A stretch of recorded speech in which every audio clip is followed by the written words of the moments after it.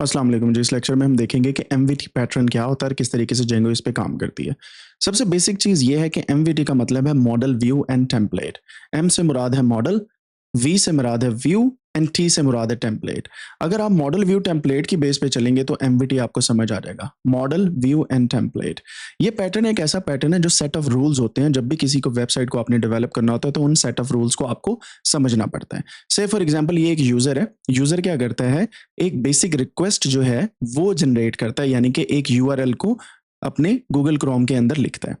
वो यूजर क्या करता है, बेसिकली यूआरएल जब लिखता है तो जेंगो हमारे बैकएंड पे चल रही है, तो जेंगो के थ्रू उस यूआरएल के ऊपर एक पाथ के ऊपर हमें ले जाता है इंटरनेट जो हमारा होता है। सो बेसिकली यूजर ने सिर्फ ये यूआरएल लिखा, बैकएंड पे जो सेकंड्स के अंदर विद इन फ्यू सेकंड्स जो काम हो रहा होता है वो क्या हो रहा होता है, जेंगो के ऊपर यूआरएल आया, यूआरएल से क्या हुआ, व्यू ने उस यूआरएल को हैंडल किया। अब व्यू ने जब हैंडल किया यूआरएल से, फॉर एग्जांपल किसी एक ऐसी चीज का है जिससे आपने प्रोफाइल बनानी है, ठीक है, एक आपने वो वाला यूआरएल लिखा है जिसकी एंड पे प्रोफाइल आता है और ये आपका डेवलपमेंट सर्वर है। प्रोफाइल के मतलब ये है कि जैसे ही आप इस यूआरएल पे क्लिक करेंगे तो आपके पास यूजर नेम एंड इसका जो फुल नेम वगैरह है वो आपके सामने आना जरूरी है। क्यों? क्योंकि ये एक प्रोफाइल के ऊपर बेसिकली आपका ये वाला डेटा पड़ा हुआ है। तब व्यू क्या करेगा, व्यू को पता चल जाएगा कि मेरे पास रिक्वेस्ट ये आई है, ये रिसीव करता है एक रिक्वेस्ट को एंड रिटर्न आ रिस्पॉन्स। जैसे ही रिक्वेस्ट इसके पास आई है, ये क्या करता है, मॉडल को कहता है कि यार डेटाबेस में चेक करो कि तुम्हारे पास इस प्रोफाइल यानी कि इस यूआरएल पे क्या पड़ा हुआ है, और फिर उसको ये वाली चीज को रिटर्न कर देता है व्यू को। तो ये जो एक प्रोसीजर है, ये बेसिकली रिक्वेस्ट एंड रिस्पांस की बेस पे चलता है। यूजर ने आपको रिक्वेस्ट भेजी, रिक्वेस्ट गई मॉडल के पास, मॉडल ने क्या किया, डेटाबेस से वो सारी की सारी चीजें ली, इंटरेक्ट किया। अब मॉडल जो है ये वापस व्यू को दे रहा है। एक बात आपने याद रखनी है कि view can not directly interact with database, ये काम नहीं हो सकता, या डेटाबेस डायरेक्टली व्यू को अपनी जो चीजें वो नहीं दे सकता। हमें मॉडल को यूज करना है। मॉडल क्यों यूज करना है? क्योंकि मॉडल जो है ये डेटाबेस की डिफरेंट किस्म की जो स्ट्रेटेजीज हैं उनको चेक करता है, और व्यू के अंदर हमारे पास लॉजिक्स होते हैं कि क्या लेके आना है क्या नहीं लेके आना। अब क्या करता है व्यू, मॉडल को कहता है यार ये डेटा चेक करो, इस यूआरएल के अगेंस्ट क्या पड़ा हुआ है, तो डेटाबेस से वो डेटा मॉडल लेता है, मॉडल वो डेटा लेने के बाद व्यू को दे देता है। अब व्यू के पास वो डेटा आ गया, वो इंफॉर्मेशन आ गई। अब अगला काम क्या है, इंफॉर्मेशन को इसने यूजर के पास भेजना है। तो उसके लिए व्यू क्या करता है, व्यू बेसिकली एक टेम्पलेट, यानी कि जो यूजर के सामने एक चीज आनी है उसके ऊपर ये जो डेटा यहां से इसने डेटाबेस और मॉडल से लिया है, वो सारे का सारा डेटा यहां पे टेम्पलेट के थ्रू प्रिंट कर देता है। अब होता है क्या है कि टेम्पलेट को डेटा दिया, लेकिन यहाँ पे HTML एंड CSS या डिफरेंट किस्म की जो लैंग्वेजेस हैं उनके थ्रू वो डेटा किस तरीके से आपने प्रिंट करना है वो आपके सामने वो डेटा आ जाता है, and at the end user को डिस्प्ले हो जाता है डेटा। इस सारे प्रोसीजर्स में इवन नैनो सेकंड्स भी लगते हैं, कुछ मिली सेकंड्स भी लगते हैं, कभी कभार अगर इंटरनेट स्लो है तो आपको मल्टीपल सेकंड्स भी इसके अंदर लगते हैं। तो ये प्रोसीजर होता है एमवीटी पैटर्न का। अब यहाँ पे जो समझने वाली चीज है वो ये है कि आपको व्यूज को मॉडल के साथ कैसे कनेक्ट करना है, इस चीज को अच्छे तरीके से आपको समझना है, क्योंकि model is directly related to the databases. ठीक है, तो ये दोनों चीजें जो हैं ये बेसिकली आपके सामने इस तरीके से चल रही होती हैं। व्यू इस तरीके से चल रहा होता है और इसने फिर टेम्पलेट को जो है वो डेटा देना होता है। ठीक है, फिर टेम्पलेट जो है ये यूजर को डेटा जो है वो प्रोवाइड करता है। अब यूजर साइड के ऊपर जो एक चीज रन कर रही होती है वो सिर्फ टेम्पलेट होते हैं, और ये व्यूज को रिक्वेस्ट एंड देन रिस्पॉन्स की बेस पे ये सारा काम चलता है। रिक्वेस्ट का मतलब है कि जो भी यूआरएल यूजर ने गूगल क्रोम के अंदर लिखा उसके अगेंस्ट आपको रिस्पॉन्स आ गया। इसकी एग्जांपल देता हूं, आप गूगल पे जाते हैं, यहां पे जाके से फॉर एग्जांपल आप लिखते हैं कोडेनिक्स। जैसे मैंने कोडेनिक्स लिखा, कोडेनिक्स.com पे चला गया, ये एक यूआरएल है, ये मैंने यहां से रिक्वेस्ट की और मुझे रिस्पॉन्स के अंदर ये HTML यानी कि मेन टेम्पलेट पेज मेरे सामने आ गया। Same goes with here, URL आप लिखते हैं, व्यू क्या करता है, मॉडल से डेटा लेता है और मॉडल डेटाबेस से डेटा लेता है एंड देन उसको प्रिंट कर देता है टेम्पलेट पे, और ये यूआरएल स्पेसिफिकली आपको बताता है कि कौन सा डेटा आपने प्रिंट करना है। एमवीटी पैटर्न समझ आ गया? कमेंट सेक्शन के अंदर जरा मुझे बताएं, फिर हम आगे चलते हैं। अब एमवीटी आर्किटेक्चर जो ये बहुत ही इंपॉर्टेंट चीज होती है, एमवीटी आर्किटेक्चर, क्योंकि इसके अंदर काफी और चीजें भी हमने देखनी होती हैं।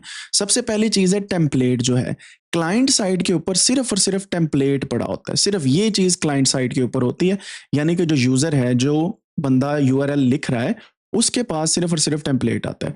बाकी जो लॉजिक है, एप्लीकेशन का लॉजिक हो गया या व्यू का लॉजिक हो गया, ये मॉडल से या तो डायरेक्टली टेम्पलेट ले लेता है या जो आपके व्यूज हैं ये लॉजिकली इन चीजों को ऊपर लेके जाते हैं। सो व्यूज जो हैं ये एक सेपरेट चीज है, एप्स जो है वो सेपरेट चीज है।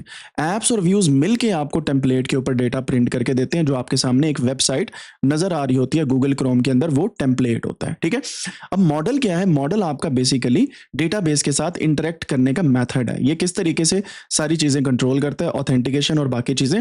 और ये पूरे का पूरा बॉक्स जो है ये सर्वर साइड पे होता है, जिसमें व्यू लॉजिक है, एप्लीकेशन है, जेंगो का पूरा फ्रेमवर्क है और मॉडल है प्लस डेटाबेसेस है। ये सर्वर साइड पे क्यों है? क्योंकि ये बैक एंड है। इसी वजह से जो चीज बैकएंड पे चल रही होती है वो सर्वर साइड पे होगी, जो चीज फ्रंट एंड पे आपके सामने आ रही है वो होती है क्लाइंट साइड के ऊपर। इसी तरह से हमारा एमवीटी आर्किटेक्चर यानी कि मॉडल, व्यू एंड टेम्पलेट चलता है। Of course applications and databases भी इसके अंदर कुछ टर्मिनोलॉजीज हम यूज करते हैं, लेकिन इन चीजों को हमने यूटिलाइज करना होता है to do some kind of applications. So model, view, template जो है ये सेट ऑफ रूल्स हैं जिनको आपने मस्ट है फॉलो करना होता, वरना आपकी एप्लीकेशन जब या वेब एप्लीकेशन या वेबसाइट बहुत बड़ी हो जाती है, स्केलेबल हो जाती है, आपके लिए इसको कंट्रोल करना मुश्किल हो जाता है। तो इस वजह से आपको पहले से पता होना चाहिए कि जो चीज़ आप बना रहे हैं इसको आपने लॉजिकली लेके चलना है, ताकि आपकी जो वेबसाइट है वो बहुत ही बड़ी जब बनती है तो उसमें कोई भी प्रॉब्लम ना आए। तो आपके पास एक यूज़र भी है तब भी वही काम हो, मिलियन यूज़र आ गए तब भी वही काम हो, बिलियन यूज़र आ गए तब भी वही काम हो। अब इसमें कुछ इंपॉर्टेंट चीज़ें हैं। मॉडल्स जो हैं ये डेटाबेस को हैंडल करते हैं, जैसे मैंने आपको पहले भी बता दिया, इसको याद रखना है आपने। Templates are the only things which are seen by the clients or user, and views are the bridge between template and the model। ठीक है, जैसे मैंने आपको यहाँ पे भी दिखाया, टेम्पलेट और मॉडल के दरमियान, ये मॉडल है ये टेम्पलेट है, इसके दरमियान ब्रिज जो है ये व्यू है। सेम यहाँ पे मॉडल, टेम्पलेट, इसके दरमियान ब्रिज जो है ये व्यू है। ये आपने बात याद रखनी है। Views are actually functions where we write logic. ठीक है, सो ये बेसिकली फंक्शन होंगे व्यू जो है, और इसके ऊपर आप क्या करते हैं? लॉजिक लिखते हैं, जिस लॉजिक के थ्रू चीजों को आपने मैनेज करना होता है। And then we can not directly access the data, या व्यूज जो हैं बेसिकली ये डायरेक्टली डेटा को एक्सेस नहीं कर सकते, इस वजह से ये मॉडल को बोलते हैं।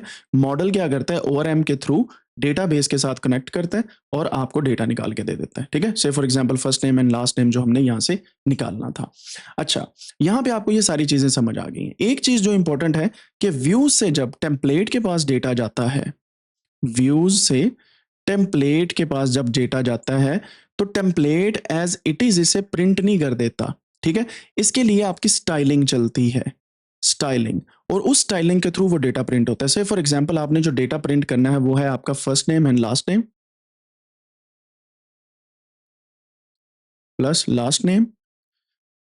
तो first name and last name इस तरीके से भी हो सकता है, मैं यहाँ पे लिख देता हूँ। से फॉर एग्जांपल यहाँ पे आप लिखते हैं अम्मार तुफैल, ये फर्स्ट नेम लास्ट नेम आ गया।